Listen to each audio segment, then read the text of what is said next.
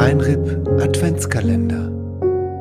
Schlechte Witze, schlecht erzählt.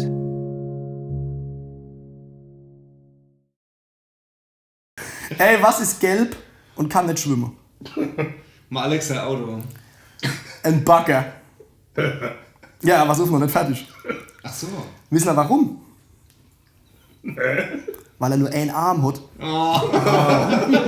Okay, das haben wieder eine von deinen schlauen Endungen. Oder? Irre, oder? Ja. Du denkst so, flach, flach, flach und dann springt er.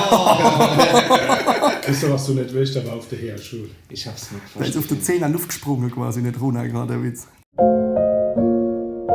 www.palzrock.de